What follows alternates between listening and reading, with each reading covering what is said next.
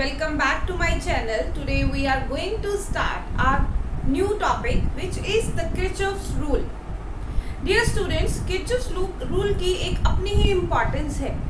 आप junior classes में 10th classes में you must have solved the series parallel resistance circuits. लेकिन what about जब complicated circuits आ जाते हैं तो in that cases it is very lengthy process to solve such circuits. तो in that case we can use the Kirchhoff's rule. Basically Kirchhoff's rule दो तरह के होते हैं. So first is Kirchhoff's first rule. Kirchhoff's first rule. इस first rule को हम current rule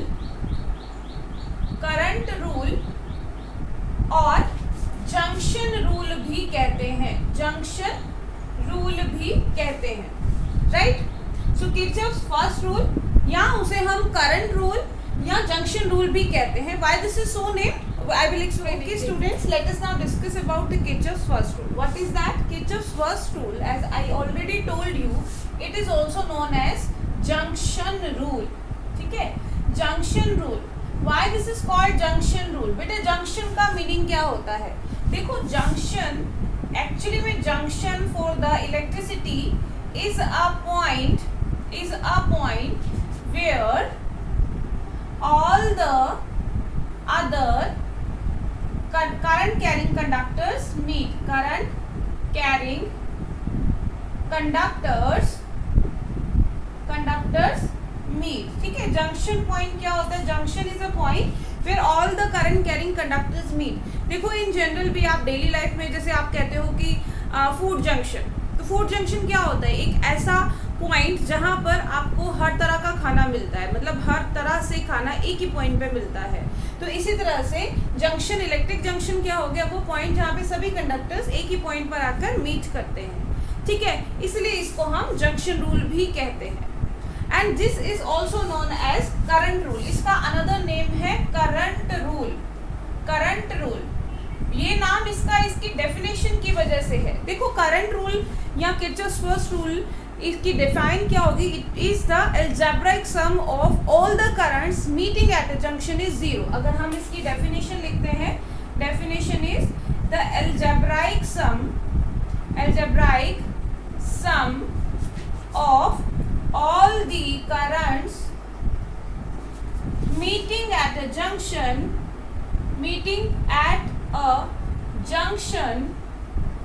is zero. That is, we can write delta I is equal to zero. Summation of I is equal to zero. delta नहीं लिखने की जरूरत, summation of I is equal to zero. अब summation of I is equal to zero का क्या मतलब है? अब जरूरी नहीं है ना कि किसी भी क्लोज सर्किट में always current is entering. There is the situation the current is also leaving the circuit.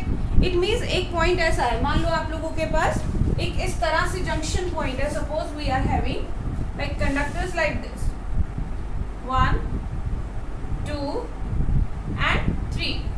ठीक है, suppose this is a point, the point where here 1 2 and 3 conductors are meeting. So this point is known as junction point, right? अब suppose the current is entering from this I1.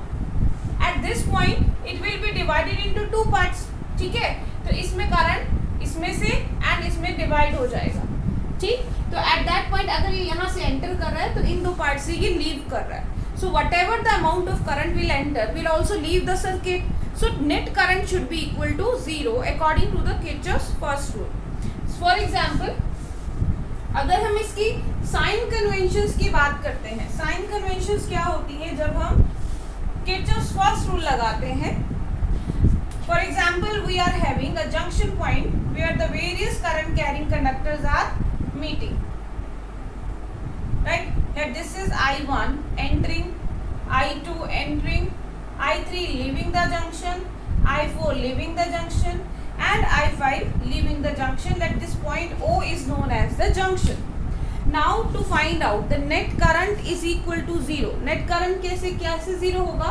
Whenever the current entering is equal to the current leaving the junction. ठीक है ना, तभी zero हो सकता है. अगर 5 ampere current suppose enter कर रहा है, ठीक, और 5 एम्पियर ही लीव कर जाए तो एट दैट पॉइंट उस जंक्शन पर नेट वैल्यू ऑफ करंट कितनी होगी, 0 होगी, ठीक है ना। तो वी कैन से दैट इसकी साइन कन्वेंशंस क्या है, whenever the current is entering the junction, right, entering the junction is taken to be positive. First sign convention क्या हुआ, current entering the junction is taken as positive, and second rule क्या है, current leaving the junction is taken as negative. इस चीज का ध्यान देना है आप लोगों ने। Current entering the junction is taken as positive, जो एंटर कर रहा है उसे हम पॉजिटिव लेंगे, जो लीव कर रहा है उसे हम नेगेटिव लेंगे। इसको याद रखने के लिए आप इलेक्ट्रिक फील्ड लाइंस का कॉन्सेप्ट भी यूज कर सकते हो, वैसे नो नीड, डायरेक्टली लर्न कीजिए कि जैसे पॉजिटिव चार्ज है ना, पॉजिटिव चार्ज के लिए फील्ड लाइंस आउटवर्ड होती है ना फील्ड लाइंस, तो इसके लिए जो अंदर की तरफ करंट आएगा वो पॉजिटिव होगा, उल्टा होगा, electric field lines outward for positive, और यहाँ पॉजिटिव के लिए current should be inward. So oppose and vice versa, current entering the junction is taken to be positive and current leaving the junction is taken as negative. So बच्चे अगर हम यहाँ पर sign conventions apply कर देते हैं तो कैसे लिखेंगे हम, देखो यहाँ पर करंट I1 जो है वो एंटर कर रहा है, करंट I2 भी एंटर कर रहा है, तो both are taken to be positive. So will write here I1 plus I2, algebraic sum is taken to be 0 ना, so in that case I3 is leaving the junction, as it is leaving the junction, so in that case we are taking it as negative, minus of I3. Also I4 is leaving the junction, so this is taken to be negative, minus of I4, and here I5 also is leaving the junction, so it is also taken to be negative, I5 is equal to 0. So basically current leaving plus current entering plus current leaving should be equal to 0. और अगर हम इन negative वाली values को उधर ले जाते हैं तो we can write it as I1 plus I2 is equal to I3 plus I4 plus I5, or we can say that this is the current entering the junction, and this is the current leaving the junction. As current entering the junction is equal to the current leaving the junction, so it follows the conservation of charge also, that we will explain in the another video in short. Okay, so now let us go for the next rule, which is Kirchhoff's second rule, or which is also known as voltage rule and the loop rule. Okay students, now let's start with our next topic, next rule, which is Kirchhoff's second rule. Another name for Kirchhoff's second rule is loop rule or voltage rule. इसे हम loop rule क्यों कहते हैं? Loop का मतलब क्या हुआ, any closed path, क्योंकि ये वाला रूल जो है, this rule is always acting over the closed path, so that is why this is known as the loop rule. And इसे वोल्टेज रूल इसलिए कहते हैं जस्ट बिकॉज हम, जैसे हमने करंट रूल बताया था, according to as per the definition the algebraic sum of current is equal to 0, so according to this voltage rule या second rule, the algebraic sum of the voltage, right, voltage means potential difference is equal to 0. So if we write here the definition, what is the definition of Kirchhoff's second rule? It is defined as the algebraic sum of the potential must be 0. The algebraic sum of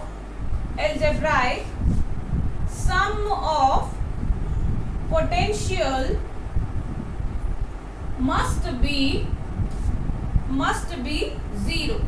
That is, we can write as delta V is equal to summation V is equal to 0. See students, we write V is equal to E plus IR, EMF plus lost voltage. इसे हम lost voltage भी कहते हैं. This is so called because it can't be measured through the voltmeter. ठीक है, so in that case we can write as summation E plus IR should be equal to 0. Right? Now before doing this completely, let us have a look over the sign conventions. देखिए sign conventions क्या है. हमेशा sign conventions को एक समझने का तरीका रखिए. देखो potential difference delta V, अगर आपके पास एक सेल है, यहाँ पर है आपके पास एक सेल, ठीक है। इस सेल में this positive terminal and this is negative terminal. इस पॉजिटिव टर्मिनल को हम कहेंगे high potential, right. Positive terminal is always at high potential and negative terminal is always at lower potential. तभी तो पोटेंशियल डिफरेंस हुआ, और potential difference होता है तो करंट फ्लो करता है, ठीक है। High potential to lower potential, ठीक है। तो सपोज इस टर्मिनल का पोटेंशियल है V1 एंड इस टर्मिनल का पोटेंशियल है V2 and clearly V1 is greater than V2, ठीक है। अब व्हेनेवर अब आपने इस चीज को समझना है कि when we are moving from higher to lower जाएंगे तो पोटेंशियल का ड्रॉप होगा, ठीक है ना, पोटेंशियल विल ड्रॉप। तो in that case change in potential कैसे निकालेंगे? Change in potential delta V is given by, आपको पता है किसी भी चेंज को निकालते हो तो कैसे निकलता है? Change is final minus initial. So here will write here V2 minus V1, ठीक है।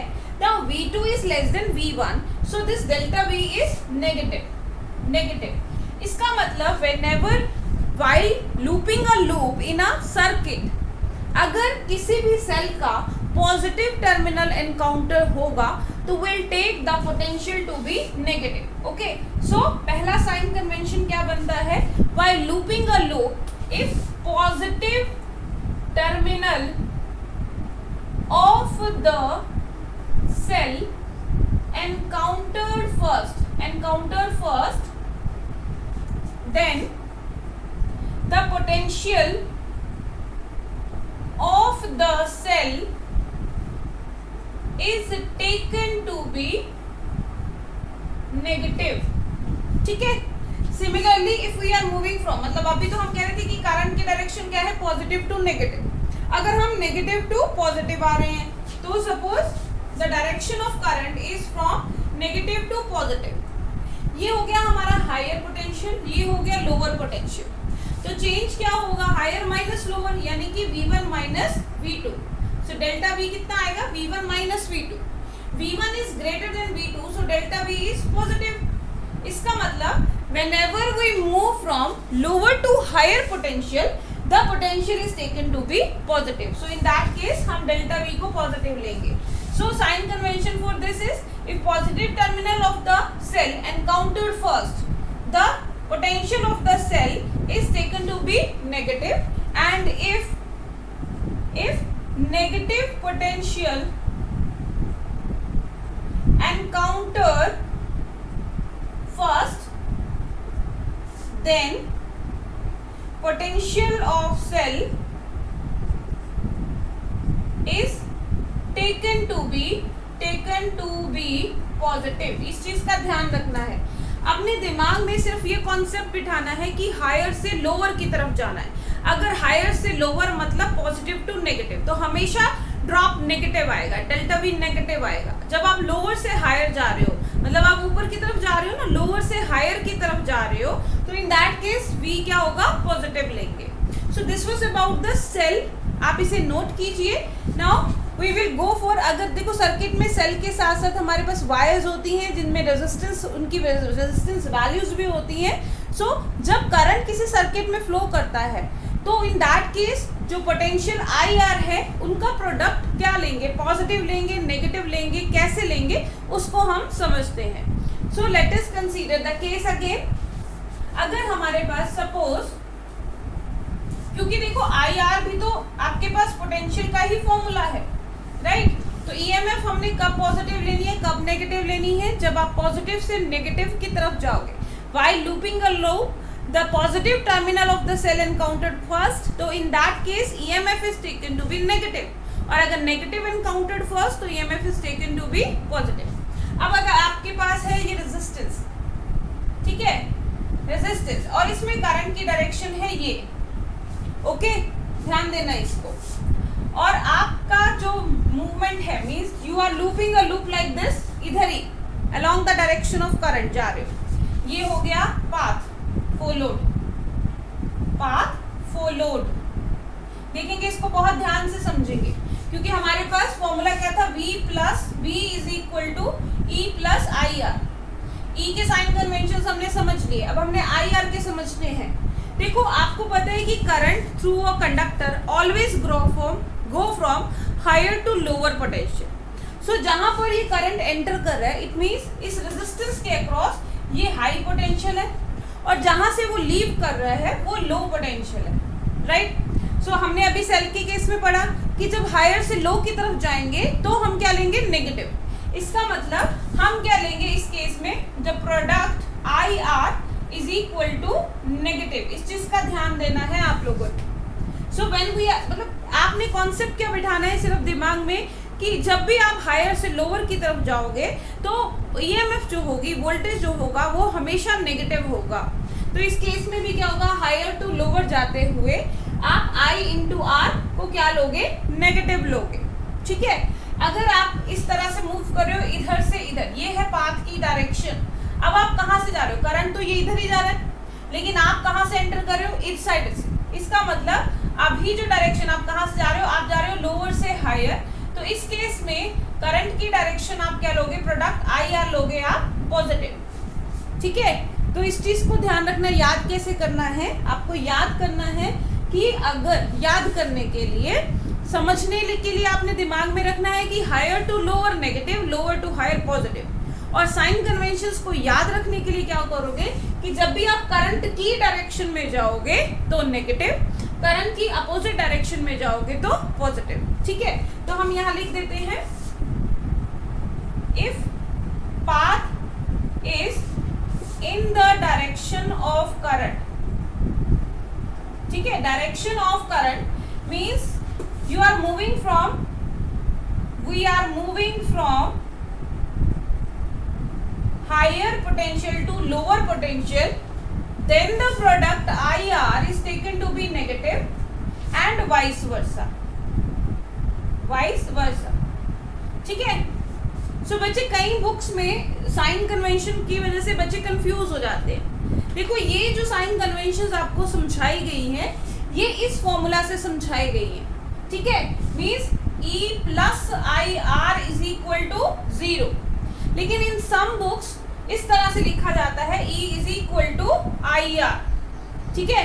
तो बेसिकली ये उल्टा हो जाता है उस केस में, यहाँ पे आना चाहिए नेगेटिव। तो जो साइन कन्वेंशन हम यहाँ पॉजिटिव के लिए लेते हैं वो उल्टी हो जाती है। तो आपने इसलिए कंफ्यूज नहीं होना साइन कन्वेंशंस के लिए, आंसर दोनों से सेम आता है। बट अगर आप एक कॉन्सेप्ट दिमाग में रख के चलोगे तो उस वे से आपके क्वेश्चंस को सॉल्व करने की प्रोबेबिलिटी ज़्यादा अच्छे से बन जाती है। तो आपने सिर्फ कॉन्सेप्ट क्या रखना है दिमाग में कि जब भी आप हायर से लोअर, चाहे आप उस सेल की बात कर रहे हो या आप करंट की बात कर रहे हो थ्रू द रेजिस्टेंस, जब भी आप हायर से लोअर की तरफ जाओगे तो एट दैट मोमेंट जो पोटेंशियल होगा that will be taken to be negative, ठीक है। चाहे आप सेल में पॉजिटिव से नेगेटिव की तरफ जा रहे हो तो नेगेटिव, ठीक है। अगर आप करंट में करंट की डायरेक्शन मतलब हायर टू लोअर जा रहे हो तो नेगेटिव, और अपोजिट जा रहे हो तो पॉजिटिव। तो इस तरह से आपने साइन कन्वेंशन अप्लाई करना है। Now let us see how to apply the sign convention and how to solve the questions. Okay, let's do the one question related to that. Students, before discussing about the question, let us summarize the rules to solve the Kirchhoff's rule questions. Okay, first is हमने sign conventions पढ़ी. If the positive terminal of the cell encountered first, ठीक है, positive terminal encountered first while looping a loop, तो in that case potential V is taken to be negative.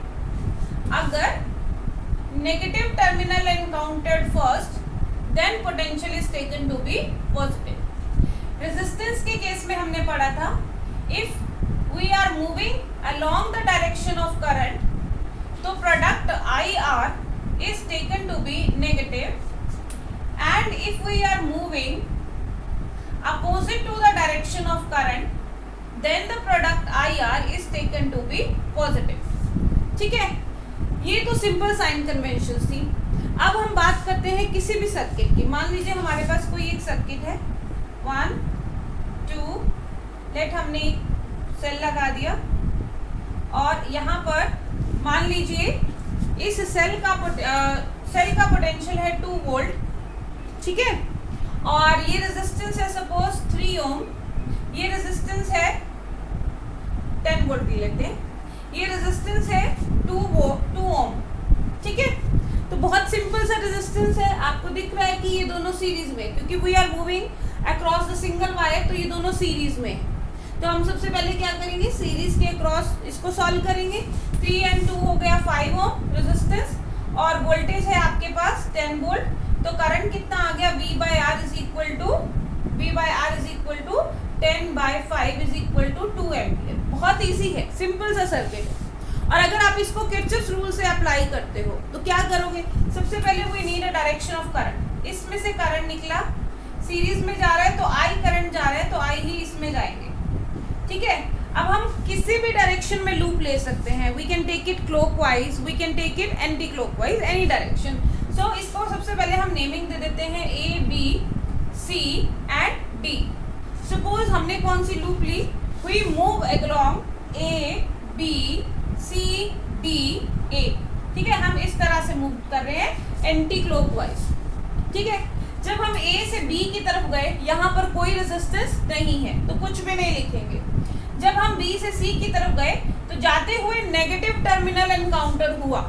Negative terminal encounter होने का मतलब क्या है कि हम पोटेंशियल क्या लेंगे इसका, पॉजिटिव, मींस इसको हम लिखेंगे +10 वोल्ट, ठीक।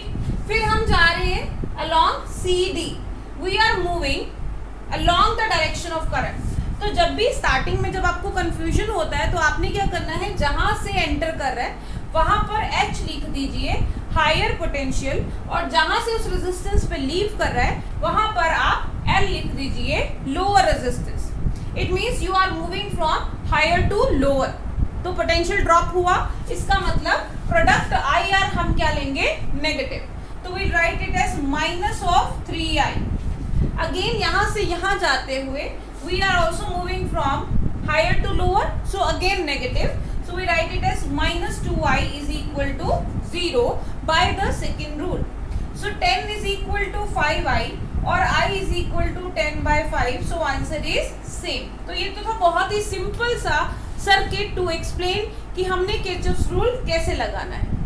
अब हो सकता है कि आपके पास एक नहीं दो लूप्स हों, ठीक है ना। तो 2 लूप्स का कैसे हमने फॉलो करना है रूल, जरूरी नहीं है कि दोनों लूप में आपने एक ही डायरेक्शन में लूप ट्रैवर्स करनी है। सपोज आपके पास कोई भी सेल हमने ले लिया यहाँ पर, ठीक, any value we can take it as that this is 20 volt, this is 10 ohm, 10 ohm, 10 ohm and 20 volt suppose. अब इस केस में क्या है कि हमारे पास 2 अलग अलग लूप्स इजीली बन सकती है।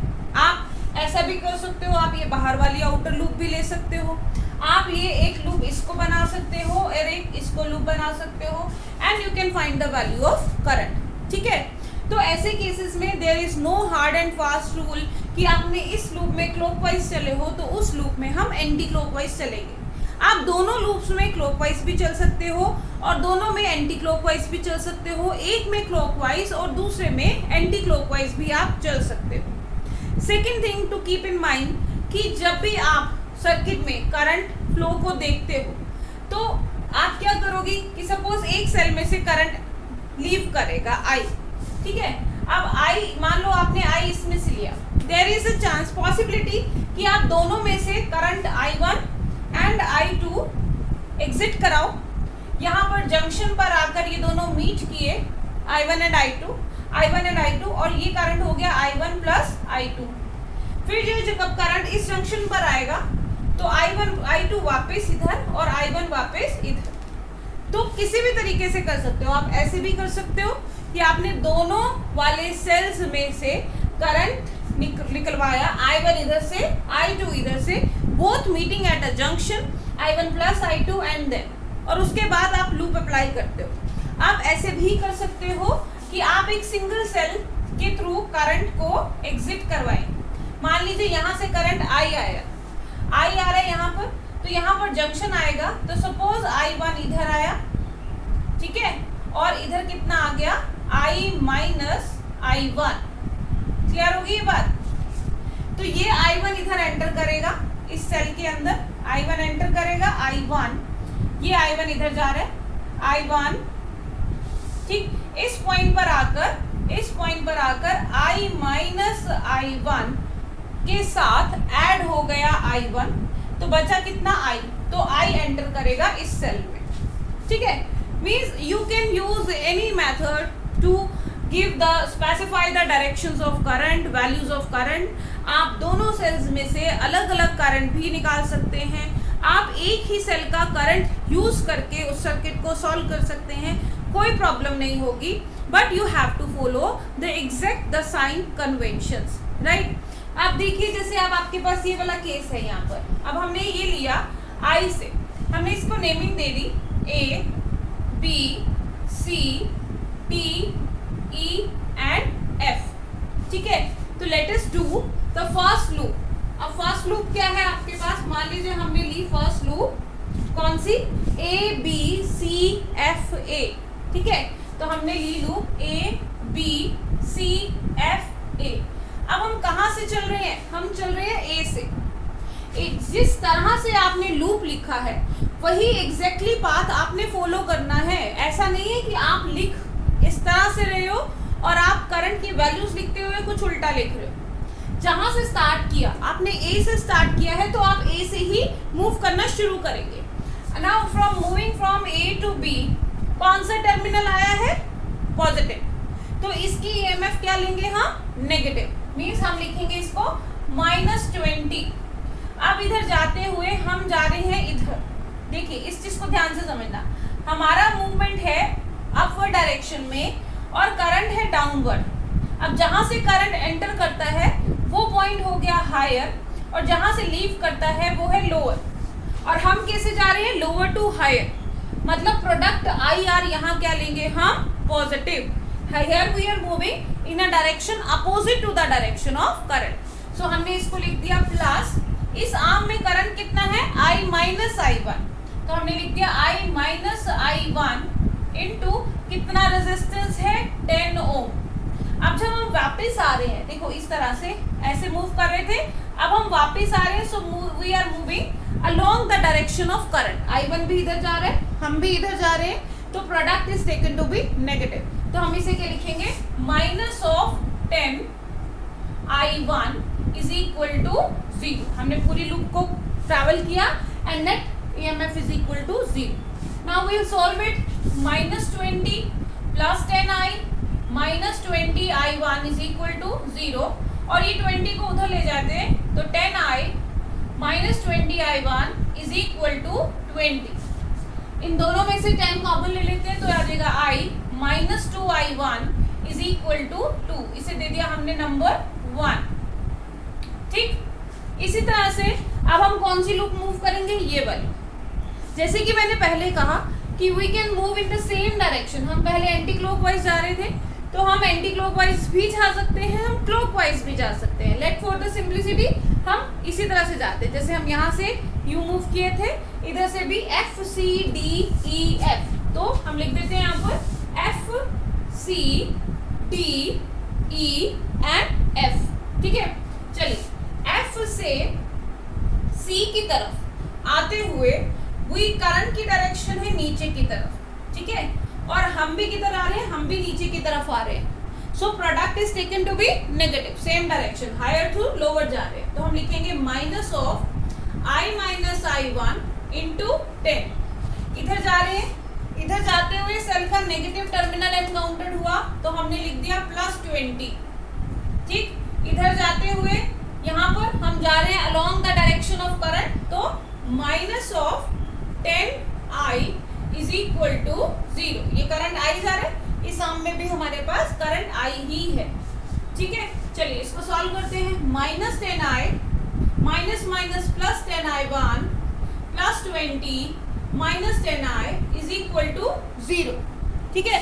तो यहाँ हमने लिख दिया -10I और -10I हो गया हमारे पास -20I, ठीक, plus 10I1 plus 20 is equal to 0। 20 positive वाला इधर रहने देते हैं, बाकी टर्म्स को उधर ले जाएंगे, तो इनके साइन चेंज हो जाएंगे। ये बन गया 20I, ये बन गया -10I1, ये बन गया 20। ये प्लस का था, जब आप माइनस साइन लोगे तो ये प्लस का हो जाएगा, ये माइनस का हो जाएगा, ये माइनस का हो जाएगा, और इस 20 को हम उधर लेके जाएंगे तो प्लस हो जाएगा। ठीक है, अब इसमें से 10 कॉमन ले लो तो ये आ गया 2i minus i1 is equal to 2। इसे दे दिया हमने नंबर 2। अब देखिए हमारे पास दो इक्वेशंस हैं और दो ही वेरिएबल है i और i1। So by solving these two equations, we can easily find out the value of current I and I1. So let us solve this. So we are having here I minus 2I1 is equal to 2, number 1 equation, and number 2 equation is 2I minus I1 is equal to 2. For the symmetry हम इसे 2 से multiply कर देते हैं, तो ऊपर वाली equation बन गई 2I minus 4I1 minus 4I1 is equal to 2 2 ज़ा 4। ठीक है, इसे हमने कर दिया सब्ट्रैक्ट। ये बन गया आपके पास 3i1 और ये बन गया -2। सो i1 की वैल्यू कितनी आ गई? -2/3। ठीक है, i1 की वैल्यू आ गई -2/3। आप इसमें पुट कर लीजिए और we can get the value of i। चलिए सॉल्व करते हैं इसको। So i is equal i minus ये 2 है, 2 के साथ हमने कर दिया i1 की वैल्यू -2/3, तो -2/3 is equal to 2। So this is i plus 4/3 is equal to 2। So i is equal to 2 minus 4/3।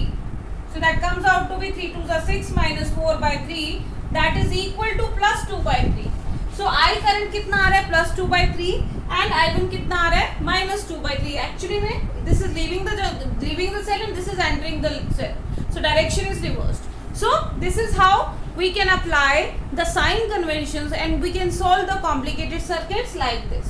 Okay, now we will follow the next type of questions, which is the cubical questions of using Kirchhoff's law. Let us solve them. Dear students, let us now do a cubical network.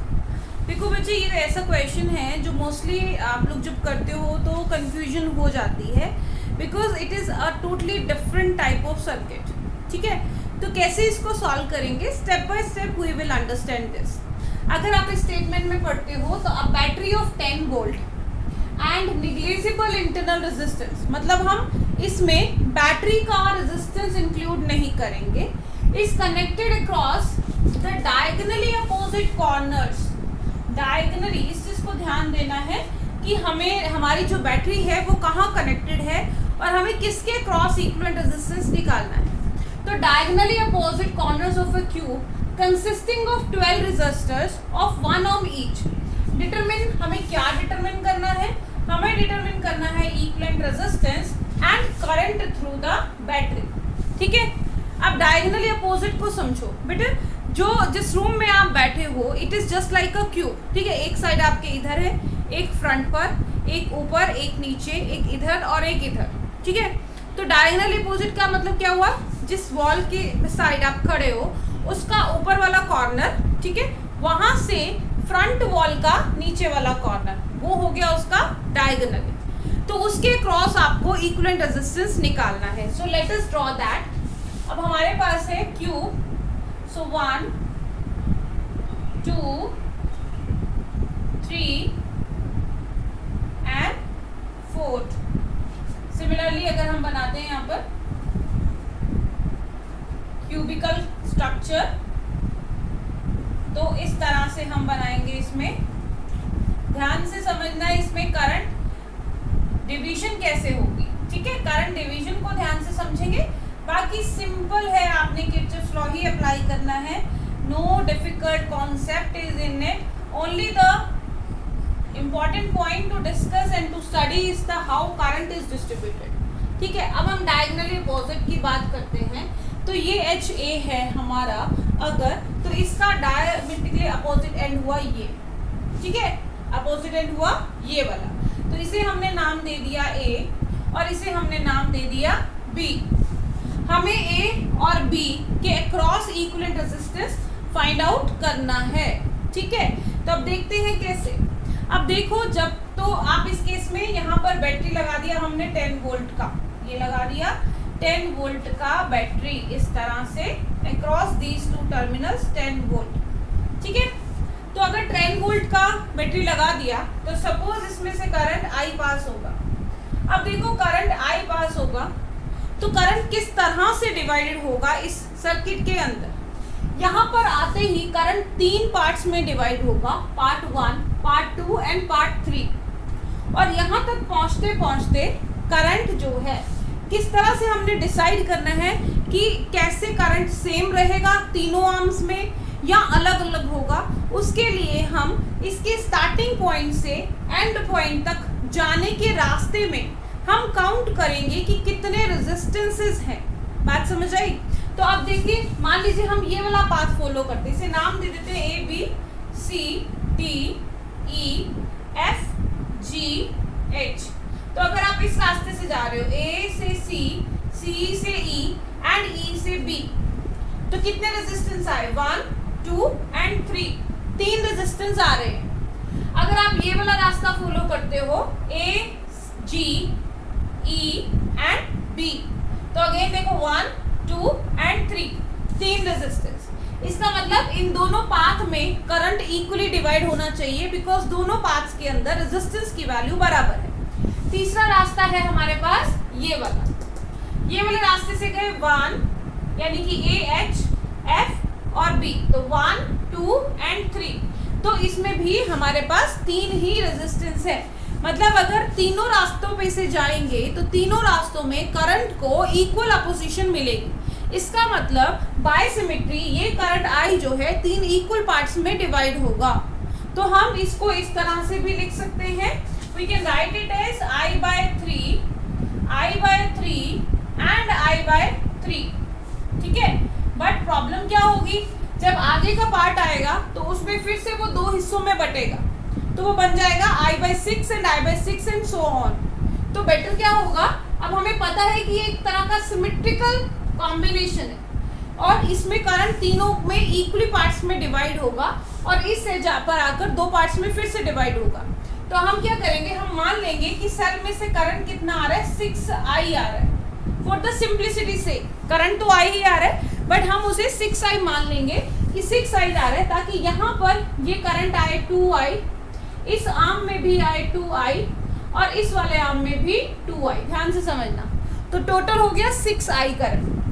अब ये वाला 2I जब इस point पर आएगा तो I current इसके अंदर और I करंट इस आर्म में चला गया। ये 2I यहाँ पहुँचते पहुँचते I इसमें और I इसमें चला गया। ठीक है, सिमिलरली ये वाला 2I करंट जब नीचे आते हुए यहाँ पर उसे जंक्शन पॉइंट मिला तो I करंट इसके अंदर और I करंट इसके अंदर चला गया। ठीक है, 2I हो गए। अब यहाँ से देखेंगे ये I नीचे की तरफ आ रहा है I और ये I ऊपर की तरफ जा रहा है यहाँ पर जंक्शन पॉइंट। तो ये I और ये I दोनों एंटर कर रहे हैं, दोनों मीट होकर एंड करंट एंटरिंग। यहाँ पर अगर हम जंक्शन रूल लगाते हैं तो current entering is equal to current leaving, तो दोनों का sum is equal to current 2I। ठीक है, I प्लस I 2I। तो यहाँ देखेंगे कि यहाँ तक पहुँचते हुए हमारे पास इस साम में है करंट 2I। ठीक है, अब बात करते हैं यहाँ से। ये करंट आ रहा था हमारे पास यहाँ पर I, ये करंट आ रहा था 2I, यहाँ मिल गया इसको जंक्शन। जैसे ही जंक्शन मिला तो I करंट इधर और I करंट इधर। अब ये I और ये I करंट दोनों इस जंक्शन पॉइंट में मिलेंगे और करंट बन गया यहाँ पर 2I।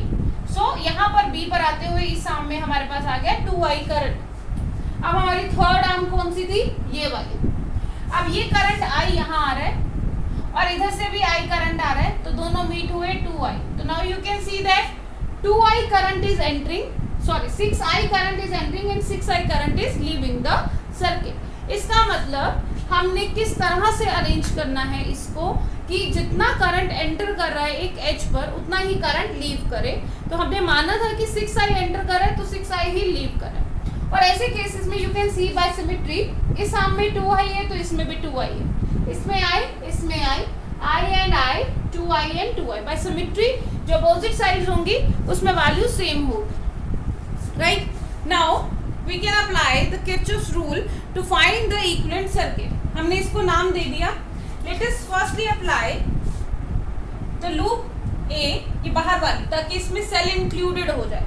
देखो फॉर्मूला क्या हुआ, R का, R is equal to V is equal to I R और I is equal to V by, हमें R चाहिए ना, तो R is equal to V by I.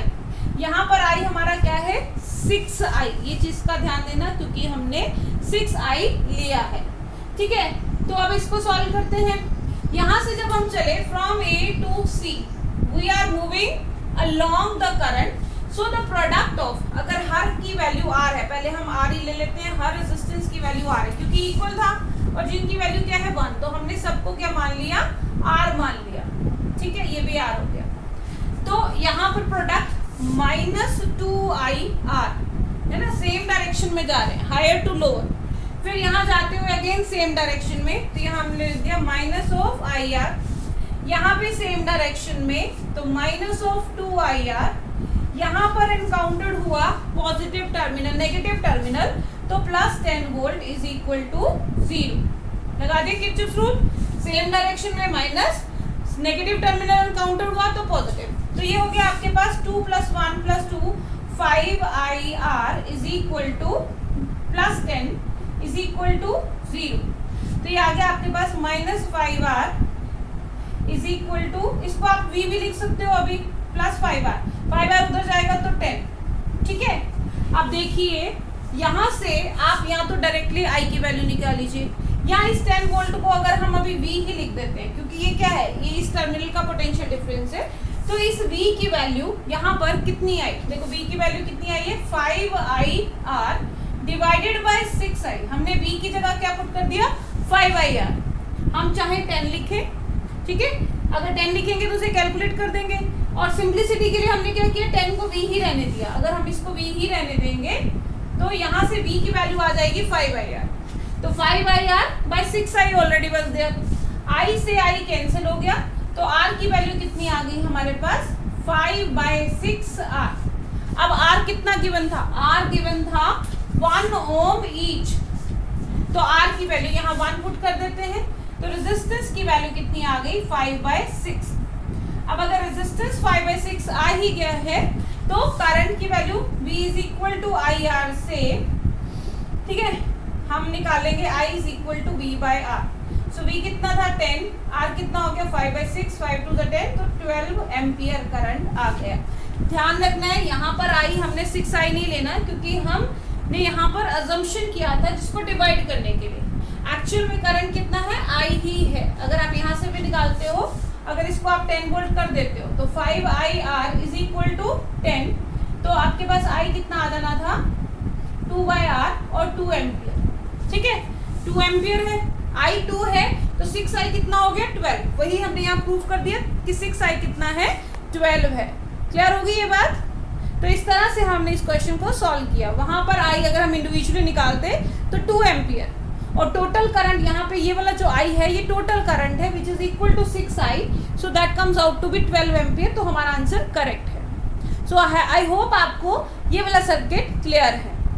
Now let us do the another type of cube skeleton. So dear students, our next question is to find out the resistance between the corners of same edge of the cube. Same edge of the cube मतलब हो गया जैसे ये wall है तो इसके border line से ऊपर वाली लाइन वो सेम एज है, आप अपने रूम में खड़े हो तो सामने वाली वॉल का ऊपर वाला एज सेम एज है, तो फॉर द सिंप्लिसिटी मैंने ये बॉटम वाला ले लिया सो दैट जब हम ऊपर से वायर को निकालेंगे तो that diagram will look some clumsy. ठीक है, तो अब अगर हम ये कहें कि हर वायर का रेजिस्टेंस R है और ये सेल करंट भेजेगा I, तो पहले तो हमें ये चेक करना है कि हर पाथ में से करंट वेरी कैसे करेगा, सेम करंट जाएगा या अलग अलग करंट जाएगा। तो देखो यहाँ से A से B तक जाते हुए हमारे पास रास्ते में एक ही रेजिस्टेंस है, A से H, H से C, C से R में जाते हुए हमारे पास 3 रेजिस्टेंसेस हैं।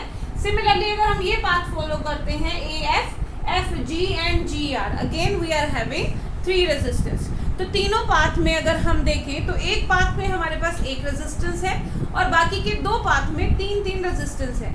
इसका मतलब क्या हुआ कि इस पाथ में जो करंट होगा वो बाकी के 2 पाथ के करंट से अलग होगा, या हम ये कह सकते हैं कि बाकी के 2 पाथ में करंट की वैल्यू सेम होगी और इसमें अलग होगी। तो लेट हमने इसको मान लिया कि I करंट है, इसमें हमारे पास आ गया I1 करंट और लेट इसमें चला गया I2, तो इसमें भी कितना होगा I2। तो हम ये कह सकते हैं कि I किसके बराबर है, I1 प्लस 2I2 के बराबर है। और अगर हमें इसका रेजिस्टेंस निकालना है तो रेजिस्टेंस का फॉर्मूला हो गया V बाय I और V divided by I1 plus 2I2। ठीक है, तो अब सबसे पहले हम लूप लगाते हैं। अगर हम ये आउटर लूप की तरफ ही चलते हैं, यहाँ से A से B से इसे नाम दे देते हैं P Q R, तो A B P Q R, ठीक, A B P Q R A।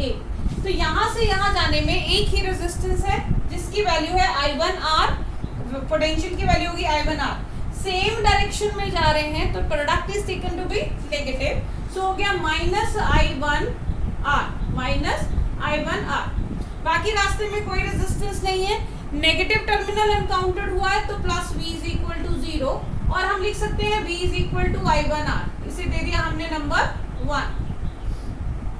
ठीक है, अब हम सेकेंड लूप देख लेते हैं। अगर हम ये वाली लूप लगाते हैं तो पहले देखिए जरा करंट कैसे डिवाइड हो रहा है। देखो यहाँ पर करंट है I2 और यहाँ पर भी करंट है I2, तो यहाँ पर जाते ही करंट जो है आपका डिवाइड हो जाएगा। इस पॉइंट पर करंट हो गया सपोज I3 और इस वायर में आ गया I2 माइनस I3 वहां चला गया, I2 माइनस I3 इधर आ गया।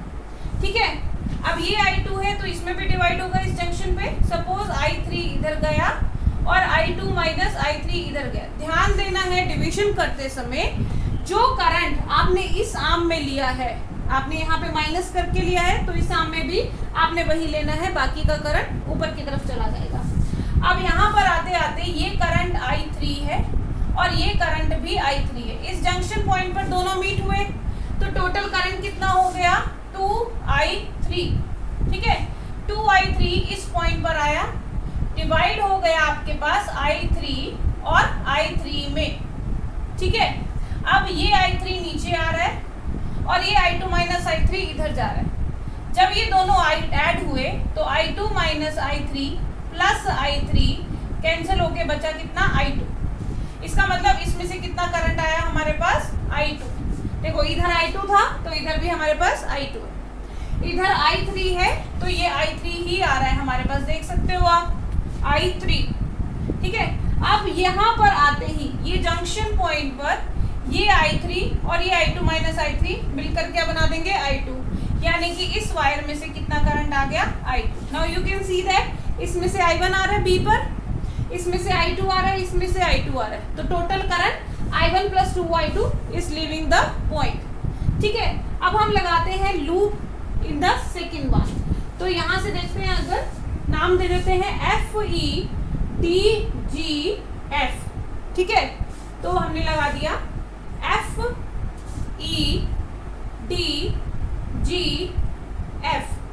ठीक है, तो हम जा रहे हैं सेम डायरेक्शन ऑफ करंट, तो product I3R negative minus of I3R, again same direction minus of 2I3R, then again यहां से इधर आए तो अगेन माइनस I3R और इधर अपोजिट डायरेक्शन में जा रहे हैं। ध्यान रखना, हम जा रहे हैं लोअर टू हायर, तो ये प्रोडक्ट हो गया पॉजिटिव, तो हमने लिख दिया plus I2 minus I3 into R is equal to 0। ये R सब में कैंसिल हो गया, उधर चला गया 0 से, तो ये आपके पास बन गया एक I3, 2 बन गया 3, 4 एंड ये 5, तो बन गया माइनस 5I3 प्लस कितना बचा हमारे पास, ये गया ये और ये बचा ओनली I2, तो plus I2 is equal to 0। ठीक है, तो I2 की वैल्यू कितनी आ गई हमारे पास, 5I3। राइट, अब हमारे पास यहाँ पर क्या है, V is equal to I1 plus 2I2 और V1 हमारे पास कितना था, V1 हमने निकाला I1R, तो that is equal to I1R divided by R small आएगा यहाँ पर, I1R divided bye I1 plus 2I2। तो अगर हम यहाँ से I2 की वैल्यू निकाल लेते हैं तो हम यहाँ से रेजिस्टेंस की वैल्यू इजीली निकाल लेंगे। तो उसके लिए हम ये नीचे वाला लूप ले लेते हैं, कोई भी लूप ले सकते हो आप, हमने नीचे वाला लूप ले लिया। तो हमारा सेकेंड लूप क्या बना, हमारे पास सेकेंड लूप इधर बना लेते हैं। सेकेंड लूप बना A H, I hope it is visible. Okay, so A H C B A, H C B A, ठीक है। तो जब ए से एच की तरफ गए तो अलॉन्ग द करंट, तो product minus of I two R, along the current minus of I two minus I three into R, along the current again, so this is minus of I2R opposite to the current, so plus I1R is equal to 0, ठीक है। तो यहाँ से आपके पास आ गया 1 I2 second and third, तो ये बन गया आपके पास -3 I2, R सब में से 0 की तरफ चला गया, यहाँ बचा आपके पास माइनस और प्लस I3, ठीक है, and plus I1R is equal to 0। अब आपके पास यहाँ देखो I2 है 5I3, ठीक है।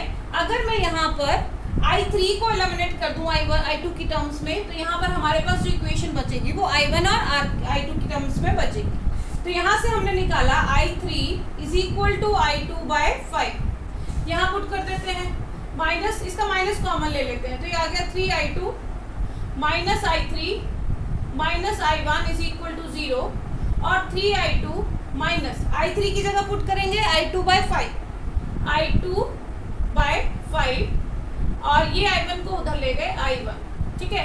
तो बन गया 5 3 = 15 minus 1 by 5 into I2 is equal to I1, और I1 की वैल्यू आ गई आपके पास 14 बाय 5 ऑफ I2। ये हमने I1 निकाल लिया I2 की टर्म्स में। तो सिमिलरली हम यहाँ से हम I2 निकाल सकते हैं 5 बाय 14 ऑफ I1, इसको इन्वर्स कर दिया। अब आपके पास I2 की वैल्यू आ गई, ठीक है। अब R की वैल्यू कितनी थी यहाँ पर, मैं इसको रीराइट कर देते हैं, इसको थोड़ा सा मिक्स मैच हो गया, बड़ा क्वेश्चन है, ध्यान देना।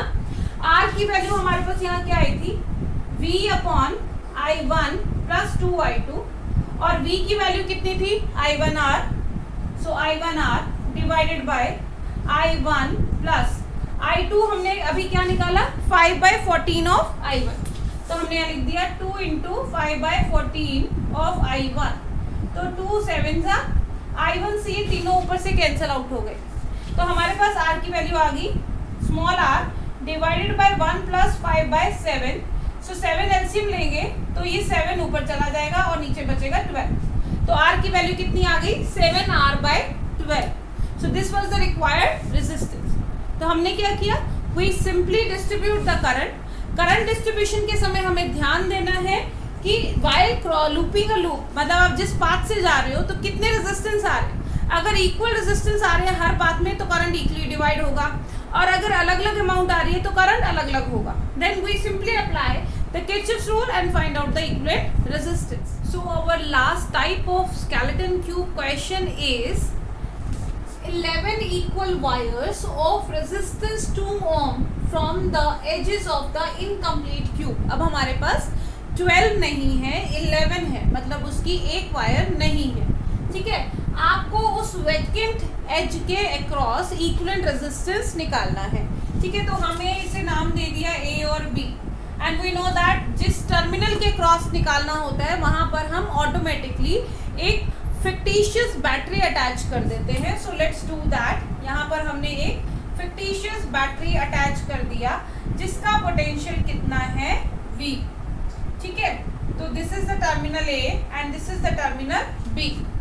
अब देखेंगे, अब देखो इस रास्ते में A से B जाने में कोई रेजिस्टेंस नहीं है, मीन्स यहाँ पर हम कोई करंट नहीं लेंगे। अब यहाँ से करंट दो पार्ट्स में डिवाइड होगा 1 एंड 2, ठीक है। जब इस रास्ते से जाएंगे तो इस रास्ते में इसको सफर करना पड़ेगा 3 टाइम्स रेजिस्टेंस, ठीक है। और अगर हम ये रास्ता फॉलो करते हैं 1 2 एंड 3 अगेन 3, इसका मतलब क्या है कि इन दोनों पाथ्स में जो करंट होगा वो इक्वली फ्लो करेगा, ठीक है। इस चीज का हमने ध्यान रखना है। तो अगर इक्वली फ्लो करेगा, दो पाथ है, तो हम ये ज्यूम करके चलते हैं कि बैटरी में से करंट कितना आएगा 2I।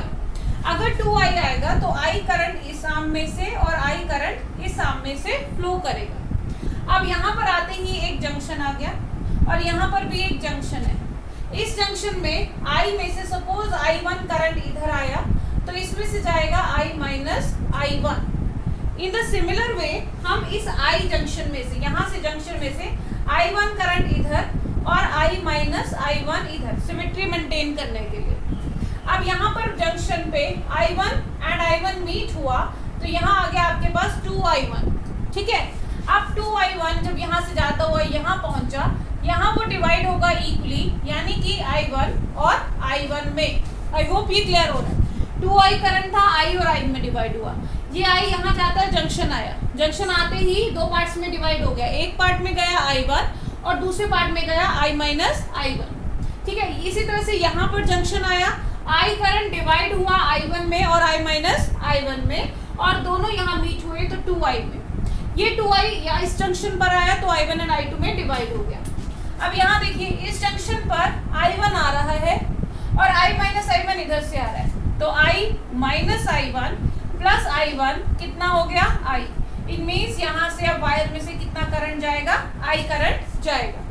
सिमिलरली इस वायर में से आ रहा है I1 करंट और इसमें से आ रहा है यहाँ पर जंक्शन पर मीट किया I माइनस I1 और प्लस I1, तो यहाँ कितना करंट आया I। तो 2I करंट एंटर कर रहा था और 2I ही करंट लीव कर रहा है सर्किट में से। और by symmetry again you can check, I1 इधर है तो I1 इधर, I इधर है तो I इधर, I minus I1 and I minus I1। Now अगर हमें इसका इक्विवेलेंट रेजिस्टेंस निकालना है, ठीक है, तो कैसे निकालेंगे हम इक्विवेलेंट रेजिस्टेंस? R का फॉर्मूला हुआ हमारे पास V अपॉन 2I। कितना करंट जा रहा है टोटल? 2I, तो हमने 2I लिख दिया। तो बेसिकली हमें I की वैल्यू चाहिए, तो अगर हम इसको नेमिंग दे देते हैं A B C D E F G and H, तो हम लूप लगा रहे हैं A C D B A, इसे भी नाम दे देते हैं P एंड Q। तो हमारी जो लूप है इसे हम थोड़ा और ऊपर लिख देते हैं, R is equal to V by 2I, हमें ये वैल्यू चाहिए। तो यहाँ से लगाते हैं I into R, negative direction, we are moving along the current, so हमने लिखा माइनस IR। यहाँ पे भी along the direction, so minus of I minus I1 into R, यहाँ भी along the direction minus of IR, और इधर जाते हुए negative terminal encountered first, so plus V is equal to 0। तो इसे हमने क्या लिख दिया यहाँ पर, माइनस IR, ये बना माइनस IR, ये माइनस और माइनस प्लस, प्लस I1R, ठीक, minus IR plus V is equal to 0। तो बन गया 1 and 2 and 3, minus 3IR plus I1R plus V is equal to 0। अगर हम इसमें से माइनस साइन कॉमन ले लेते हैं तो ये बन जाएगा आपके पास 3IR minus I1R minus V is equal to 0, और हम लिख सकते हैं यहाँ पर I minus I1 into R is equal to V। ठीक है, अब हमारे पास जो V आया है वो आया 3I माइनस I1, और यहाँ हमें I चाहिए, तो हमें क्या चाहिए, I1 को इलिमिनेट करना है। अगर हमें I1 को इलिमिनेट करना है तो हम कोई दूसरी लूप भी ले सकते हैं, लेकिन हमने ये ऊपर वाली लूप ले ली। अगेन अगर हम ऊपर वाली लूप लेते हैं, हम अब लूप लगाते हैं, हमारे पास नेक्स्ट लूप जो है, नेक्स्ट लूप हम लगाएंगे यहाँ पर H G E F H। ठीक है, तो देखिए माइनस I1 R, ये सेम डायरेक्शन में जा रहे हैं तो माइनस 2I1R, यहाँ भी सेम डायरेक्शन में तो माइनस I1R, और इधर अपोजिट डायरेक्शन में तो plus I minus I1 into R is equal to 0। अगर आप इस ब्रैकेट्स को ओपन करते हो तो आपके पास आता है 1 2 और 3 हो गया, 4 एंड 1 5, तो ये आपके पास आ गया minus 5I1R plus IR is equal to 0। ठीक है, R से R हम कैंसिल कर देते हैं, 0 की तरफ ले जाते हैं, तो I की वैल्यू आ गई 5I1, और हम लिख सकते हैं I1 is equal to I by 5। ठीक, अब इस I बाय 5 की वैल्यू हम यहाँ पुट कर देते हैं इस इक्वेशन में, I1 की वैल्यू, तो 3I minus I by 5 into R is equal to V। इसका अगर हम एलसीएम लेते हैं तो 5 3 जा 15 माइनस 1 हो गया 14, तो 14/5 I into R is equal to V. तो यहाँ से आपके पास v की वैल्यू आ गई 14/5 IR।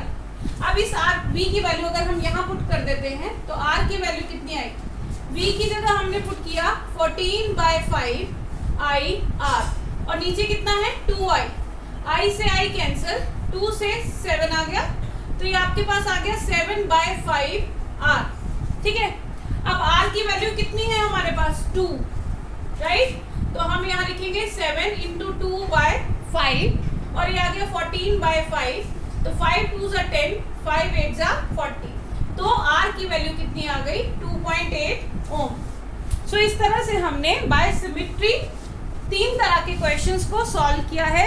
क्यूबिकल क्वेश्चंस को अपोजिट डायगोनल्स पर, सेम एज के अपोजिट एंड्स पर and 11th resistors skeleton cube में। So this was all about today's video.